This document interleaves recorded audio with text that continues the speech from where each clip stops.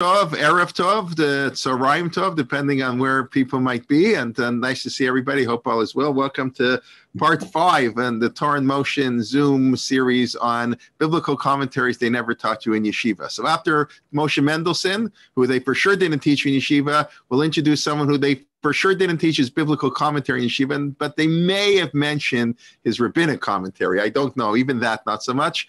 Rabbi Tzvi Hoffmann, the great German leader of the turn of the late 19th century, turn of the 20th century. So with that little introduction, Dr. Lockshin, we're looking forward.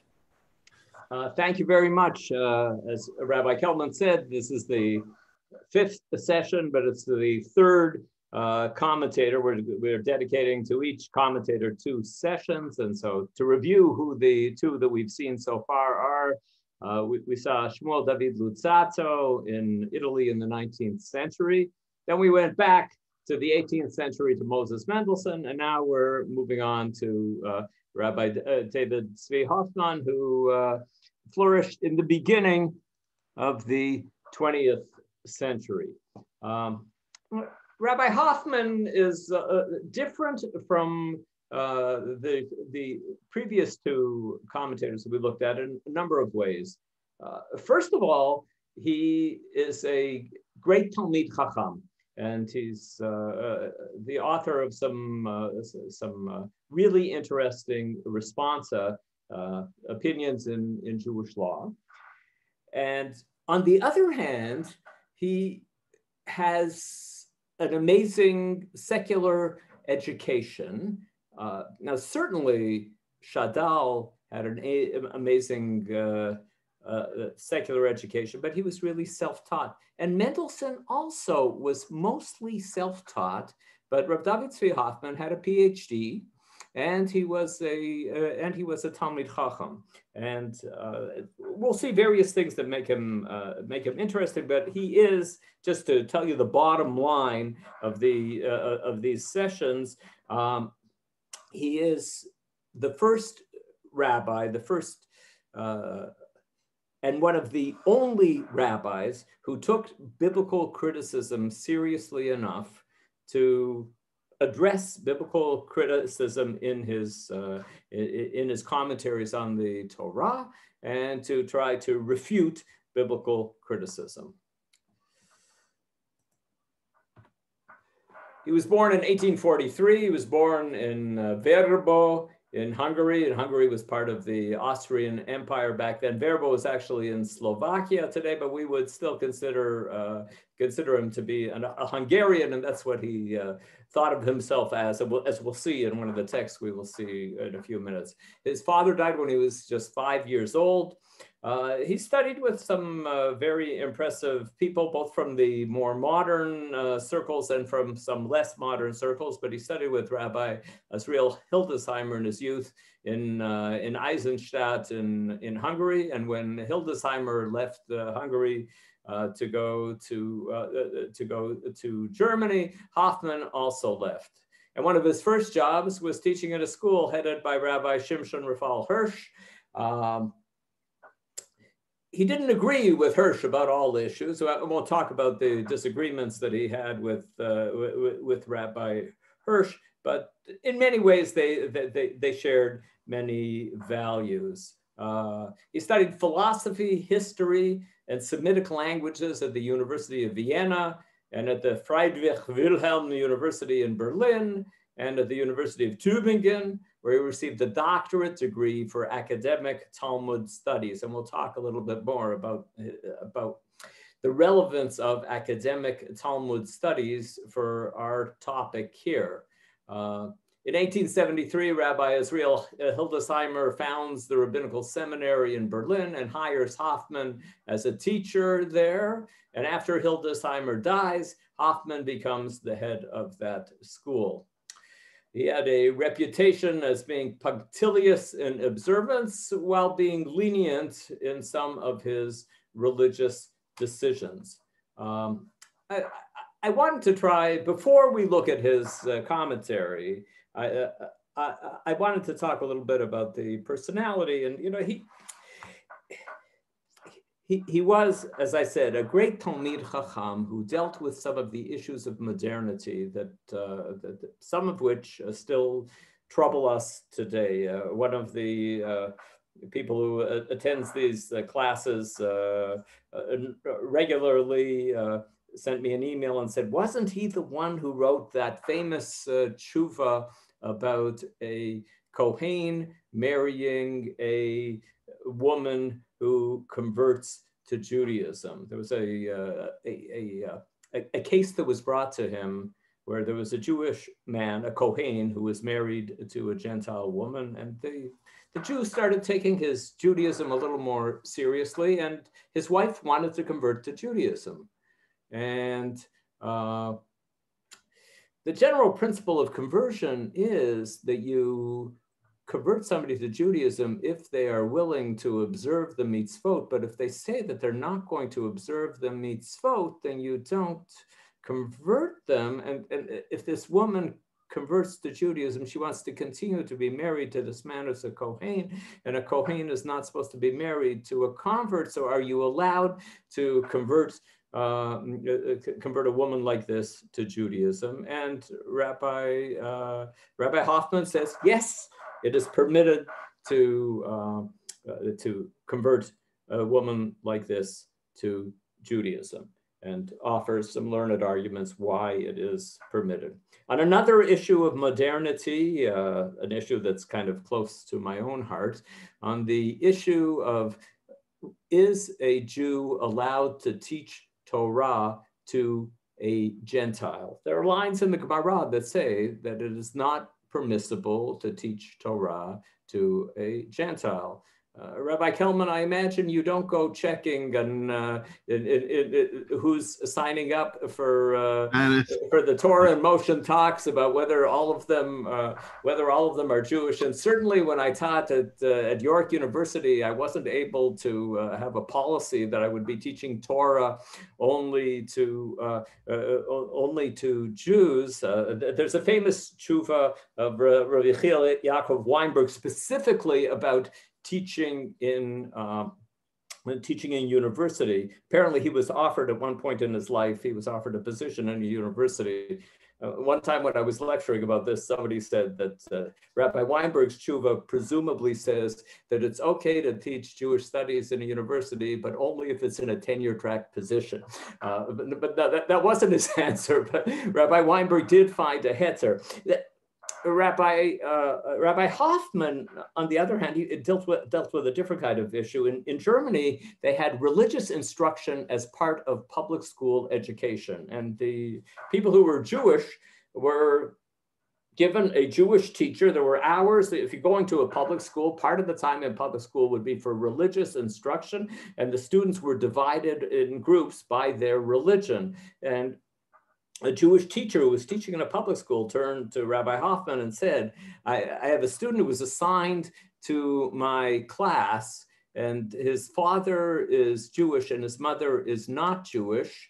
And the father wants him to attend the Judaism classes. And is it permissible for me to teach Torah to this young man who is not halachically Jewish? And surprisingly, even though Rabbi Hoffmann is lenient about many issues, he wasn't lenient on that issue, and he figured out some kind of way that here are some things that you could teach, and here, but if you're teaching anything that's related to Shmirat Mitzvot, you should try to convince the father that, you know, that these weeks we're going to be teaching something about Shmirat Mitzvot, and since you don't observe the mitzvot, you don't want your son attending these because there's going to be tension in the home if he learns about Shmirat Mitzvot and you people aren't Shomrei Mitzvot.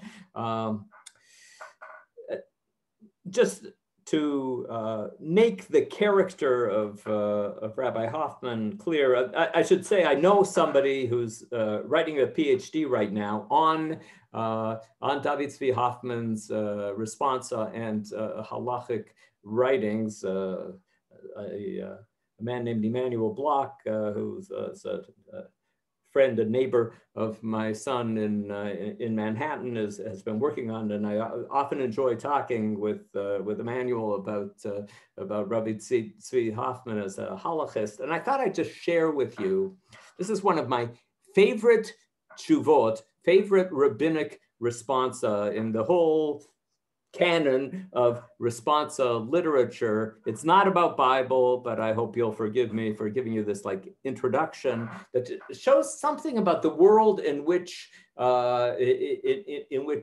Rabbi Hoffmann lived and in which we live today. Here's the question that was asked to him. במניין שלנו יש אחד או שניים שמחללים שבת בפרהסיה, לא לבד במלאכתם, כי אם גם עושים מוגמר. In our minyan, there are one or two men who desecrate Shabbat in public, not just by going to work, they even smoke on Shabbat. Lasot mugmar really means to burn incense. It's a Talmudic phrase, but I assume that what it means here, it's not that they, I don't know that burning incense was all that common in early 20th century Germany, but sometimes people would make a distinction between people who go to work on Shabbat because of parnasa, because there's just no way of making a living unless people were claiming. But if smoking on Shabbat was seen as an example of total rejection of Shabbat. Afilu kiddush v'havdalah einam osim. They don't even make kiddush and havdalah. Isharu letzorfam leminyan. So they come to shul, and can you count these people in a minyan? A question that's, as I said, was relevant in early 20th century Germany and is relevant in all countries still today. There are people who come to shul who are not Shabbat observant. So he gives the answer, and he starts with the Pri Megadim and the Tshuvat Chacham Tzvi and the Magen Avram, and he lists sources all that take a stringent position on it, and that he looks at the previous literature on the subject, and Mechalel Shabbat b'farhesya ein mitzarfin leminyan. You can't. Somebody who publicly desecrates Shabbat. This category. It's a Talmudic category, not just somebody who desecrates Shabbat, but somebody who desecrates Shabbat in public. And that these people who smoke in public and whose stores are open in public, are desecrating Shabbat in public. And so it would seem from the sources that Rabbi Hoffmann cites that ein mitzarfim leminyan. But then he goes on, from all from all this we see that following the law, one who desecrates Shabbat in public cannot be counted in minyan. Ach, bazman hazeh nohagim lahakel af be'eretz Ungarin umikol shekein be'eretz Ashkenaz. This is my favorite, I think, Kal Vachomer written in the 20th century. The custom is to be lenient nowadays in Hungary. How much more so in Germany? Look, when I come from Hungary, and in Hungary, I know that they count non-religious Jews who come to shul. They count them for the minyan, and so of course in Germany. But he's trying to figure out. Look at the texts, and the texts don't suggest that it's allowed. And then he tells a story.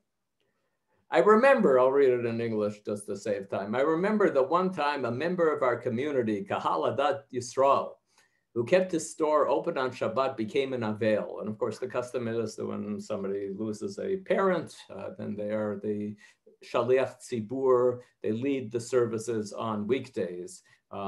And he led the services in our community shul. So he was an Avel.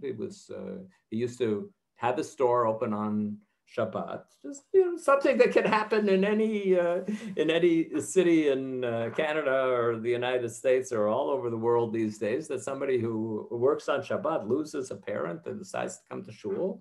And if they have the ability to be a shliach tzibur, they might wish to be the shliach tzibur. And Rabbi Hoffmann continues, our Gabbai knew how to placate him, telling him that it was best that he not lead the service, as other congregants might gossip about him. So he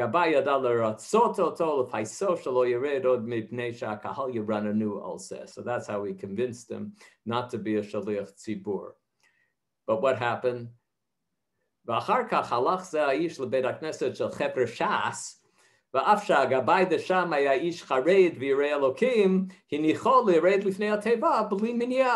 went to the frummer shul in town. He was going to Rabbi Hoffmann's kind of modern Orthodox shul. And then he said, okay, he went to the more Haredi-like shul in town. And he told them that he was an Avel.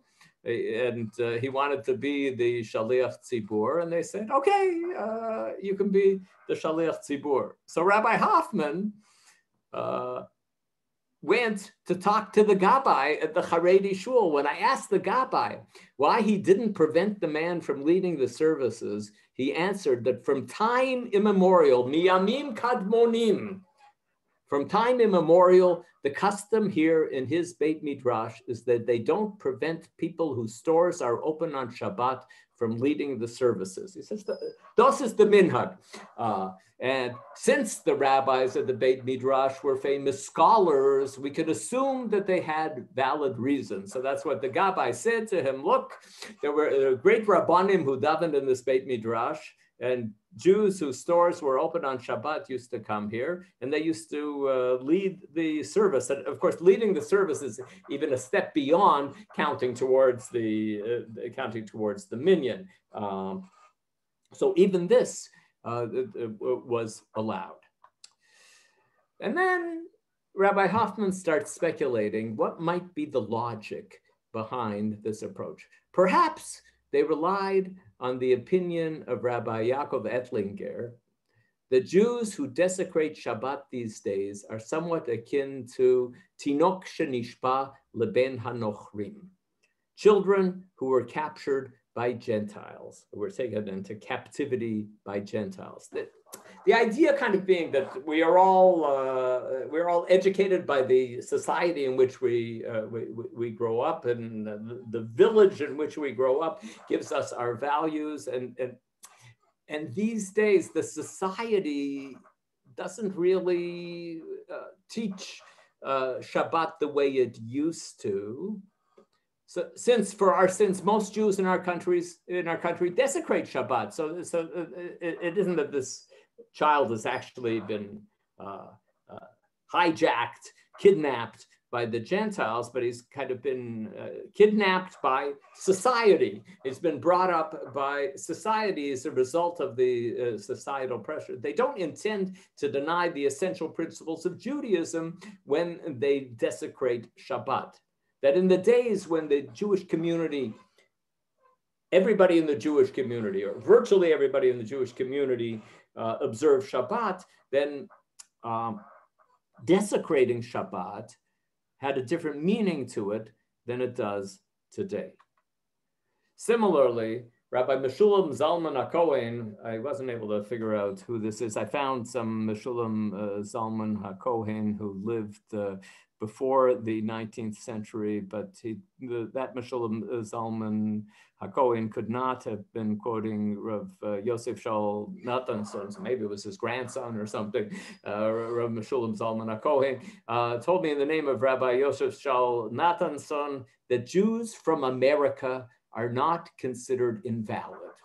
That Ha'anashim me'Amerika einam nifsalim al yedei chilul Shabbat shalahim, because they desecrate Shabbat, since they are all like children who were captured by Gentiles. So all of you who are in Canada or the United States, Rabbi Yosef Shaul Natanson is claiming that you are all in that society where religious observance was never particularly strong. They have the category of Tinok Shenishpa Levein Hanochrim.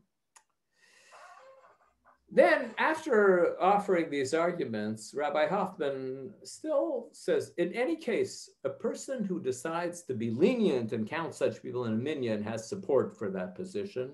But those who are able to go to another shul, this was really surprising to me, that after offering these arguments, he says, But if you can find another shul, if you can find a place to daven where everybody is actually observant without insulting anyone, obviously it is better that they not rely on this leniency and that they daven with kosher Jews.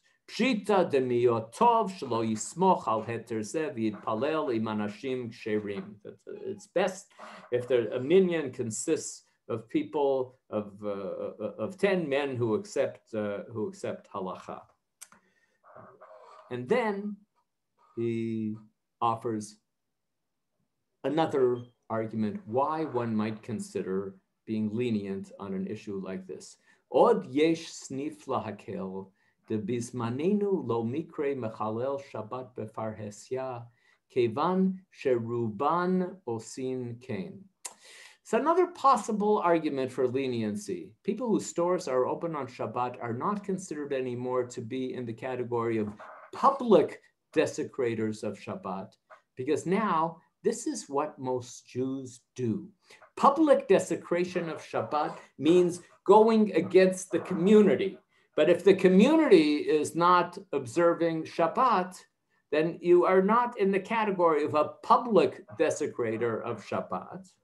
Granted that when the majority of the community behaves properly, and some individuals have the chutzpah to go against communal norms, they can be considered to have denied the Torah, acted abominably in a high-handed manner, and separated themselves from the Jewish people. That's what it meant in the past, this category of mechalel Shabbat befarhesya, publicly desecrating Shabbat. It meant going against established communal norms. And then he writes, however now, since because of our sins, the majority break the rules, takanatam kalkalatam, their iniquity works for their benefit. The fact that the situation is so bad actually makes it better.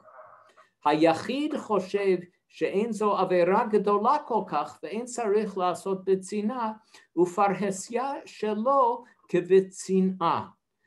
Individuals who desecrate Shabbat think that the sin isn't so serious and that there's no reason to hide it. So their public desecration is now like private desecration. They're not going against communal standards. And now the real chap of this tshuva. In fact, it is the God-fearing Jews nowadays who are called the ones who separate from the community.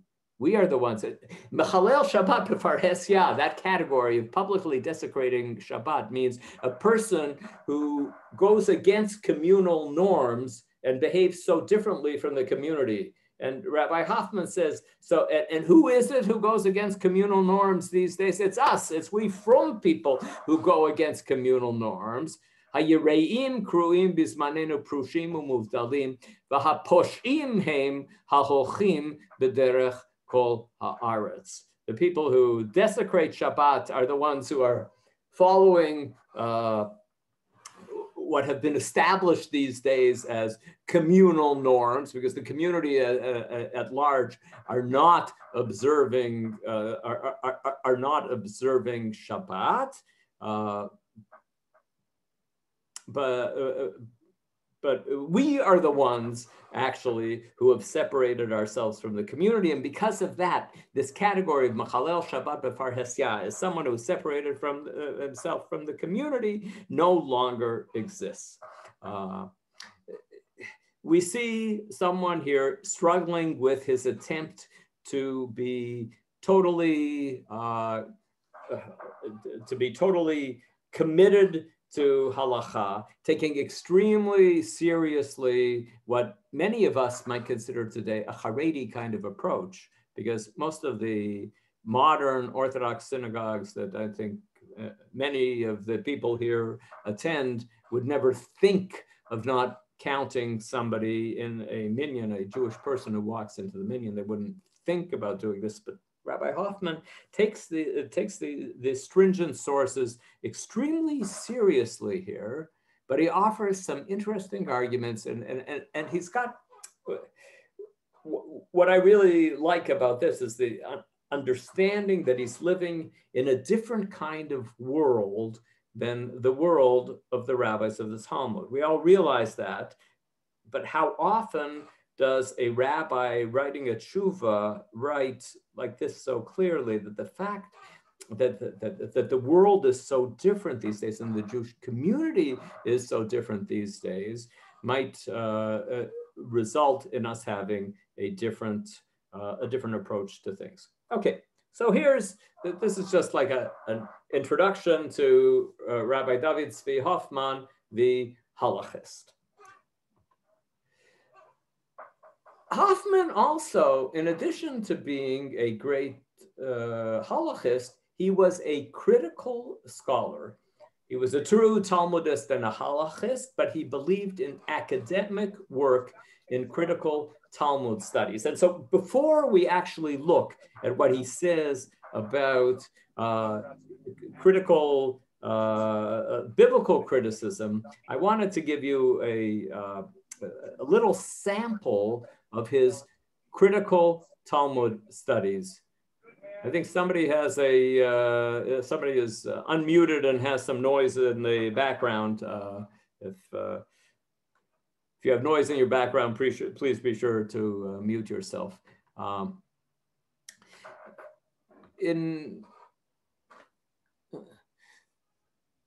Hoffmann wrote this book on Hamishnah HaRishonah, and it was translated from the German by Paul Forsheimer, and it's available on the web. It's funny, Rabbi Kelman, you mentioned last week that, or 2 weeks ago, that you learned for the first time that Moses Mendelssohn had written his commentary on the Torah in Hebrew.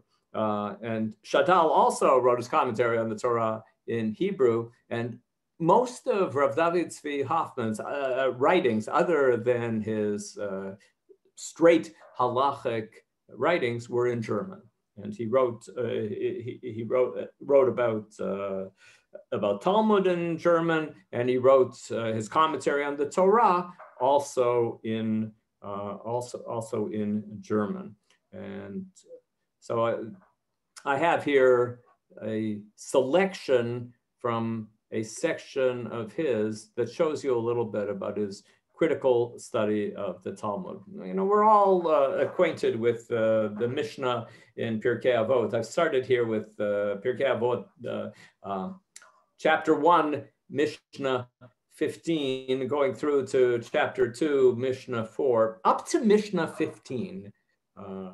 The first Mishnah in Pirkei Avot is, of course, Moshe Kibel Torah Sinai, Sarah Yoshua. Starts with Moshe at Har Sinai, and then Yoshua, and then everything goes chronologically, generation by generation, until we get to Hillel and Shammai. Hillel and Shammai there in Mishnah 14 and 15, and then we have just looking at the names that follow here. After Hillel and Shammai, we have Rabban Gamliel, and then we have Shimon Beno, Shimon, the son of Rabban Gamliel.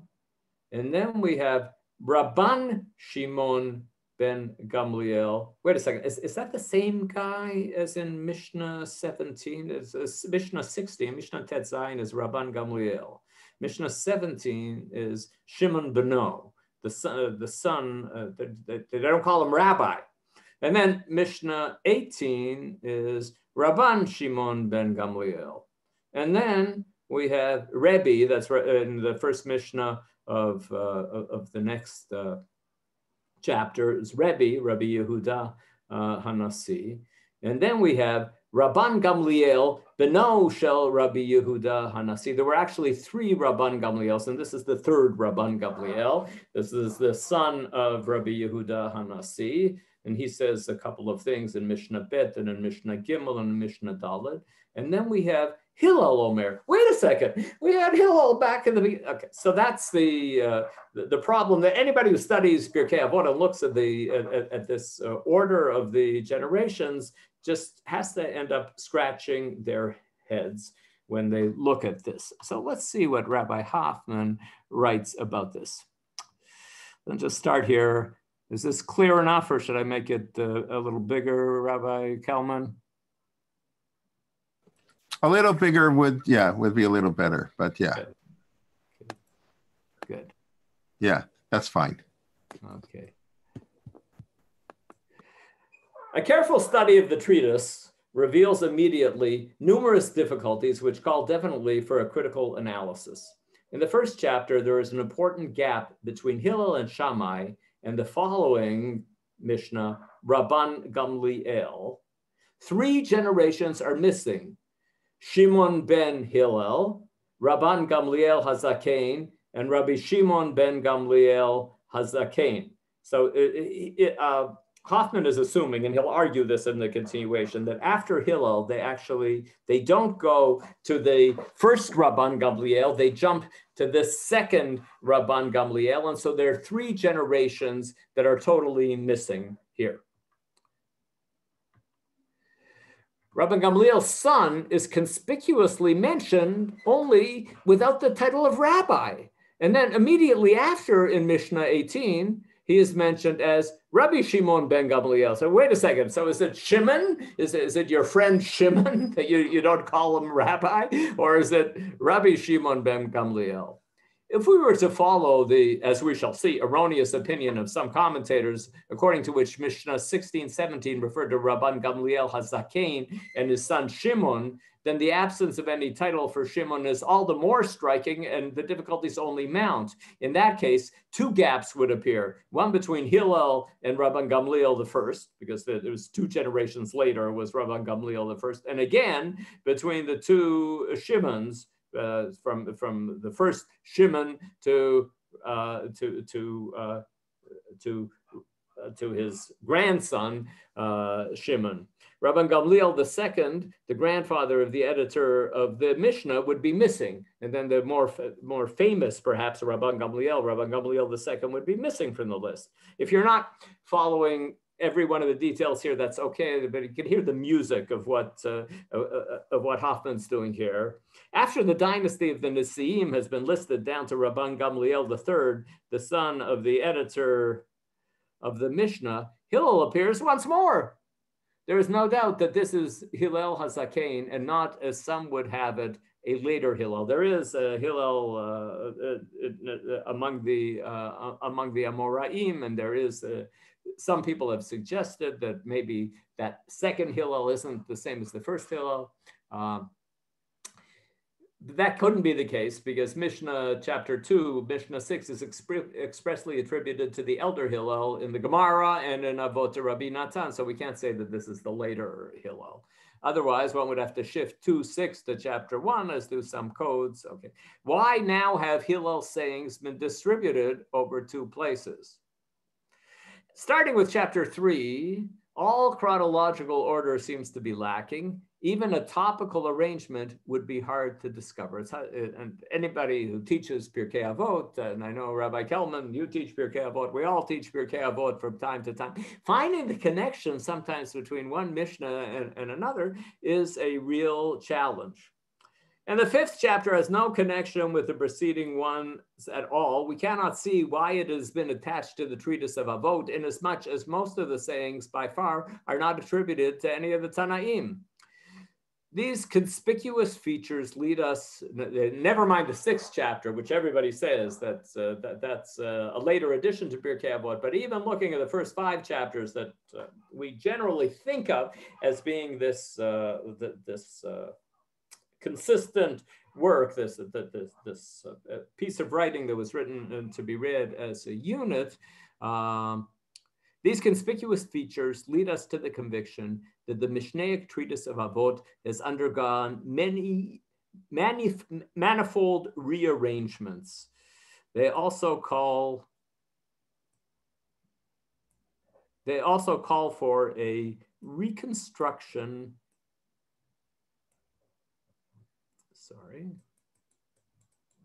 of the original plan.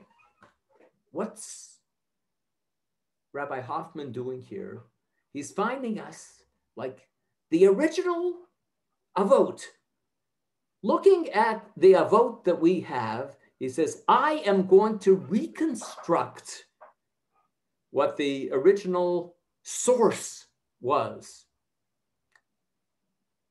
So I'm going to reconstruct the original plan of Avot and also the various transformations that it went through. There's one fact that makes this text task easier for us, aside from our Mishnah, one other version of the Mishnaic treatise of Avot has been preserved. The Agadah collection known as Avot de Rabbi Natan has long been recognized as the Tosefta of the Mishnaic treatise of Avot. There are a number of typos here in this translation, but I think it's clear anyways. It was also known as Tosefta de Masechet, misspelled here. The typist made a mistake. Tosefta de Masechet Avot.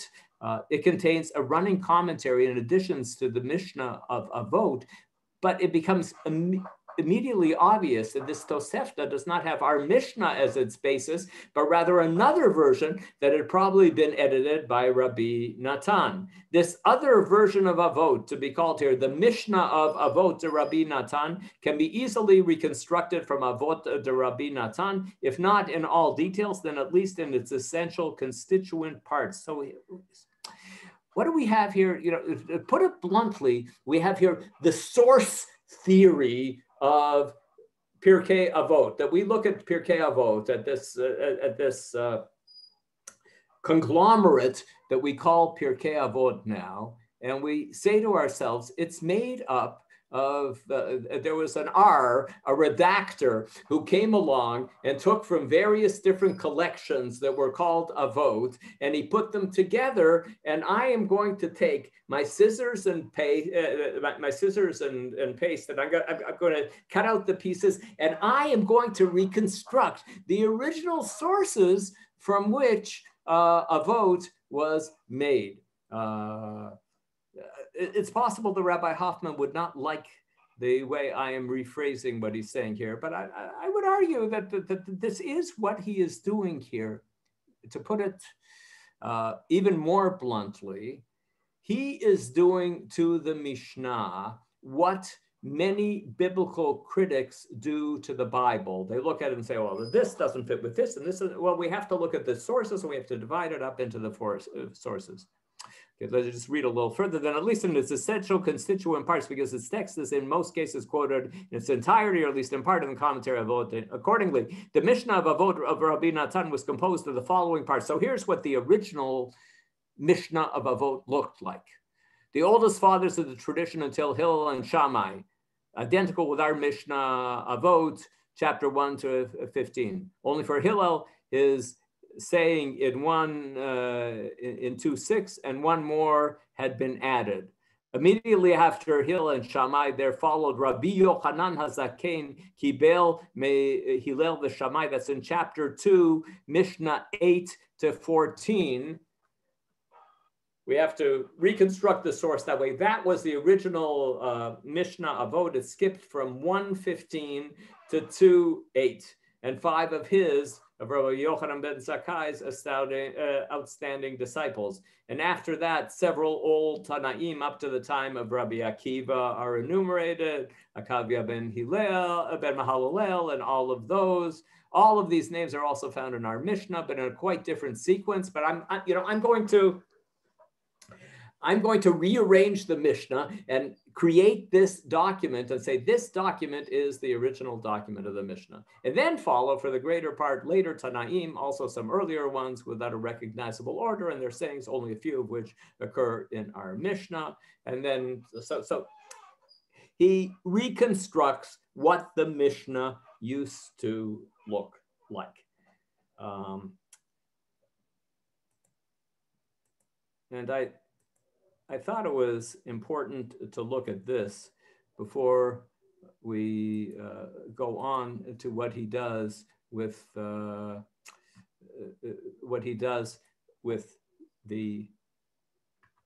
Bible, because I would say that for Hoffmann, the critical method of looking at a text and trying to find what the sources are is an acceptable method. It is just that he argues that the biblical critics did it poorly. And before we look at it, we will finally get to what he does with the biblical critics in just 1 minute.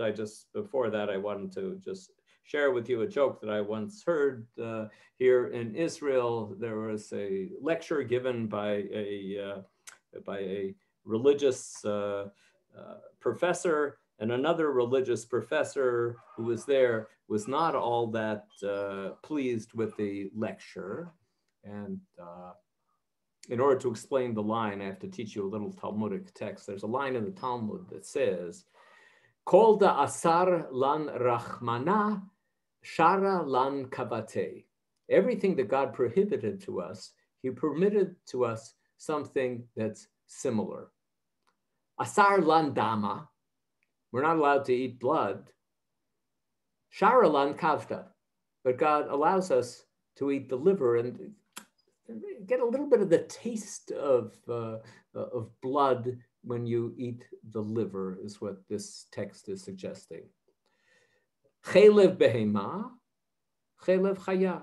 God doesn't allow us to eat the forbidden fat, the chelev of a domesticated animal, but does allow us to eat the chelev of a chaya, of an undomesticated animal. Chazir mocha de shivuta. God prohibited pork, but he permitted the brain of a shibuta fish. Never eaten pork or the brain of a shibuta fish, so I don't really know whether the brain of a shibuta fish is the same taste. Maybe we would say today he forbade bacon, but he allowed us to eat bacos. Eshet ish grusha b'chaye ba'ala. God prohibited sexual intercourse with the wife of another man, but he did permit somebody to marry a divorced woman in her previous husband's lifetime. And that gives you a little bit of the feeling of an Eshet Ish, is what this Gemara is suggesting. Anyways, I told you that I was at this lecture given by a religious professor in Talmud studies, and another religious professor who was there when we walked out of the lecture said to me, Kol ma da asar lan rachmana shara lan kavate. Everything that God forbade to us, he allowed us to do something similar. And they said, asar lan bikorat hamikra, shara lan bikorat sifrut chachamim. That God forbade us to do biblical criticism, but he allowed us to do criticism of rabbinic literature. And so the professor here in Israel today, who a religious Jew who was doing critical study of Talmudic texts, it isn't something new. It was something going on in the beginning of the 20th century, that David Tzvi Hoffmann was doing critical studies of Talmudic texts and looking for sources in Talmudic literature, but still opposing the opposing biblical criticism. And my argument is, so there are those people who just say, he's inconsistent and he's just a frommie and he's an apologist, and the reason that he doesn't accept biblical criticism is because his whole edifice would topple. But I really don't believe that's the case. I really believe that Rabbi Hoffmann had, and felt that he had, and I agree with him that he had, a number of very strong arguments against the logic of biblical criticism. And finally, we will begin to look at some of his arguments, which I have taken here from his book, Die wichtigsten Instanzen gegen die Graf-Wellhausensche Hypothese, the main arguments against the Graf-Wellhausen hypothesis. And this is from Dr. Carla Schulzbach's MA thesis. Dr. Schulzbach is with us, and maybe at the end in the question period, we'll give her a chance to for rebuttal if I've said anything incorrect. But I'm extremely grateful for that Carla wrote this MA thesis, made the translation of this book available, and even more than that, put it on the web so that all of us can have access to this. And so I just want to look at a couple of the arguments that Hoffmann makes against the documentary hypothesis. For those of you who don't know, the documentary hypothesis argues that a redactor came along and found 4 documents. This is the simplest version of it: J, E, P, and D. And P in the classical understanding of this theory. None of these documents have ever been found. They are just reconstructed documents. P is understood as coming from after the Babylonian exile, and it includes all the priestly sections, most of Sefer Vayikra, or all of Sefer Vayikra, and various other sections that deal with priests, and it's seen as being like the latest of the documents. And Hoffmann puts together a number of arguments about how really strange it is to say that P is the latest of the documents. He talks first about the Aron HaBrit, the Ark of the Covenant. The other parts of the Pentateuch, J, E, and D, also mention the Ark of the Covenant, but nowhere does it appear as such an important cultic object as in the priestly code. PC means priestly code. It's the first holy implement which God commands to be built. The ark is covered by the kaporet with the two kruvim. God's presence manifests itself there. This is all from sections that the critics say come from P.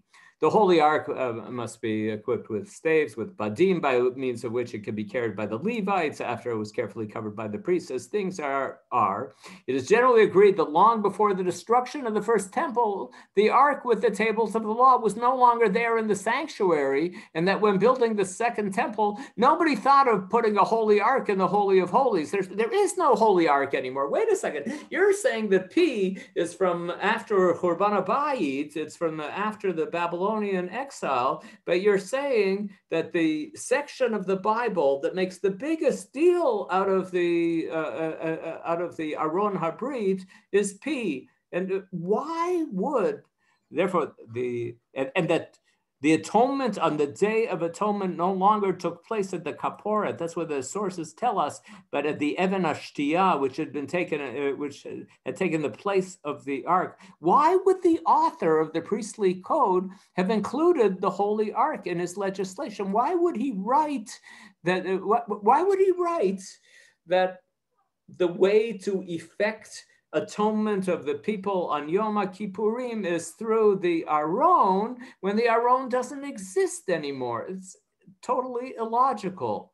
And if you would say that he did this in order to put an archaic stamp on his work, he wants it to look old. He's trying to pretend that he's from Bayit Rishon, and he was therefore prompted to mention the ark's construction. What could have moved him to associate the Great Atonement Festival with a holy implement, which in his time doesn't exist anymore? Like he's saying that the way that you cause atonement is with this Aron, and it doesn't exist anymore. Another argument, the Urim and the Tumim and the anointing of the high priest. Only the priestly code mentions the making of the Urim and Tumim and their purpose. It is true that it does not state what the Urim and Tumim actually consisted of. Nevertheless, their purpose is determined precisely when it says, Aaron shall bear the names of the children of Israel in the Choshen HaMishpat on his heart. The part of the Chumash that the critics say is P, says even clearly, and he shall stand before Elazar the priest, who shall inquire for him by the judgment of the Urim before the Lord. At his word shall they go out, and at his word they shall come in, both he and all the children of Israel with him, even all the congregation. The purpose of the Urim and Tumim then was to transmit God's will through the high priest to the leaders of the people and conform to that which they would have to act. We see that unless it was the author's intention to wrap this holy institution in a veil of secrecy and mystery, that he could have told much more about the Urim and Tumim, but and we see lots of stories about consulting the Urim and Tumim during Bayit Rishon, but during Bayit Sheni we didn't have the Urim and Tumim. And so if we're saying that P is the text that tells you how to make the Urim and Tumim and says that the Urim and Tumim are, and so it does not make logical sense. It has now been determined that after the exile and in the Second Temple period, Urim and Tumim were no longer in existence, and a matter which required a divine ruling had to be postponed until there will stand up a priest with Urim and Tumim, as it says in Ezra and Nehemiah. So we see that in Bayit Sheni, they feel the loss of the Urim and Tumim. So why would it be Davka P at the beginning of Bayit Sheni, who's giving all the details about the importance of the Urim and Tumim? If the priestly code had only been composed during the exile, its author, according to the critics, was a priest, and therefore also had the interest of the priests at heart, and especially intended to raise the high priest's prestige, nevertheless did not present the high priest as bearer of the Urim and Tumim, which did not exist in his time. Through this deficiency, the high priest was at risk to ruin his entire reputation. According to the critics, the author of P is a priest, and he really wants the Kohen Gadol to have a lot of honor. And so why does he say that the high priest ought to be walking around with the Urim and Tumim if there weren't any Urim and Tumim in the beginning of Bayit Sheni? And he provides the same argument about the Shemen HaMishcha, and this is, we will see more examples next week, but this is what he tries to do to show the illogic of the way in which biblical critics apply critical method, which, as we see, Hoffmann accepts, but he thinks that the critics applied critical method to the Torah in an unacceptable and illogical manner. I think that maybe I will stop here and allow some questions from the chat, or Rabbi Kelman, if you'd like to say Rabbi, anything. yeah. May I ask, well, still on the same topic, Sure. There's been a lot of development even in the world of biblical criticism in the last 100 years. And, Wellhausen's original ideas are not, have also undergone a critique. How relevant would you say Rav David Tzvi Hoffmann's commentary is to in the 21st century as opposed to in the 20th century? Okay, it's not as relevant as it was in the beginning of the 20th century, but to the best of my knowledge, the majority of critics still date P late. And there are some who give it an earlier date. And so these specific arguments that we just looked at, I think, are strong, logical arguments against one critic here in Israel, Yechezkel Kaufman, argued that P has to be earlier, but his theory never actually caught on among critics. Most critics still say that P is late. So these arguments that we just read right now, I think, are as relevant as they ever were. And how common was, how big an issue was this in German Orthodox? You alluded to the fact that he and Hirsch had very differing views. Obviously, Hirsch had a very non-academic approach to everything Jewish. I'm just curious, was your typical Orthodox Jew in Germany, was he concerned with these issues in biblical criticism? They needed Hoffmann. Hirsch came to respond to the needs of the day in his oratory and his writings. Was Hoffmann doing the same, or is he just an academic in the ivory tower, so to speak, if I can use that term, in writing what he did, because he felt it's important, but it didn't really impact on the community at large? I don't consider myself a big expert on Germany in the beginning of the 20th century. I'll just say that, and then I'll answer your question.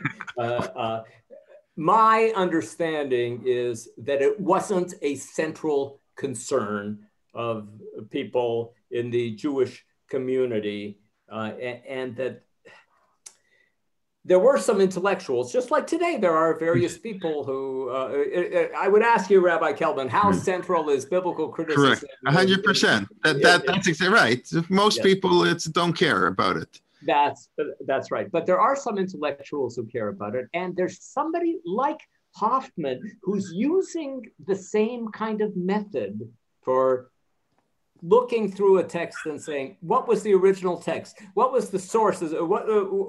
How did people change this text over the years? And so he knows that the biblical critics from a a style point of view, are doing the same thing that he did with rabbinic literature. And that's why he feels that he has to explain why what they are doing has been done poorly and illogically.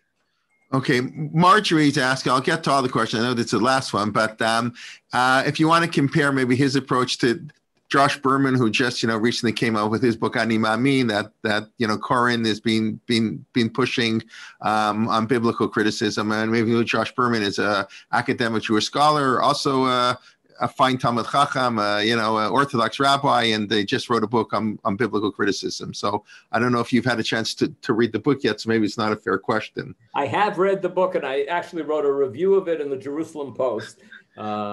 Okay. For those of you who are in Toronto, I'll just say that you might remember, or other places in Canada, you might remember that I used to write a review once a month for the Canadian Jewish News, Alava Shalom, and right. I sent in my review of Professor Josh Berman's book, and the same day they wrote back to me and said, we've decided to close the newspaper, so I published that review in the Jerusalem Post. I think that Josh Berman, he really knows modern biblical criticism extremely well, and he has some very strong arguments in that book. I had some minor criticisms of the book. You can still look it up online. You can read my review. It's there. Just write Martin Lockshin, Joshua Berman, and you'll get that review. There were some things about the book that I disagreed with, but I think that he has some very strong arguments against biblical criticism there, and he is going in the tradition of David Tzvi Hoffmann.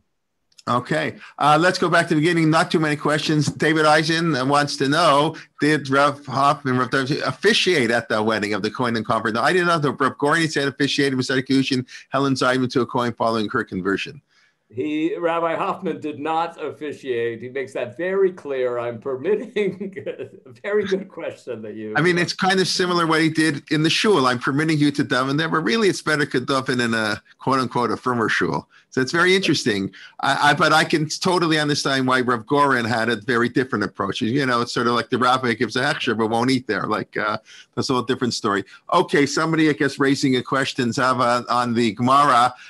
Okay, I'll just say what she says. A divorced woman is allowed to remarry for the benefit of the man. The Gemara says, we're matter the Eshedish, we're matter the divorced woman. So what about the woman? So I don't know if you want to comment, I'll comment. I understand where that question is coming from, and I'll say, right. No, I'll just say, if I may, the Talmud is written from a male perspective. That's 100% true. The Bible, it's just the way it is. I think, it's, we don't think that way. I totally agree. We wouldn't, but that's how I don't know that it's a fair criticism. It's just that's how society was. Everything was, and I don't even think the Gemara means it there even totally either. Gemara's speaking in a particular context. The Gemara ushered this, allowed this, that. So it came up. But yes, I agree. I do hear the comment. Was there any other points here? Whoever that is just sent the link to my review of Joshua Berman, so you can find it there in the chat. Thank you, B. Yeah. Oh, yeah. Thank you. Okay, that's it. So thank you. We look forward to next week. We'll pick up on the theme of Rabbi David Tzvi Hoffmann. 2:15 today, Eastern Standard Time, 9:15 in Israel. Lori Nova continues with the second of her series, planning 13-part series on men, women, and ritual. The textual analysis is really a fascinating share last week. I think everybody did really excellent. Going through the sources and objectively. Today, tzitzit.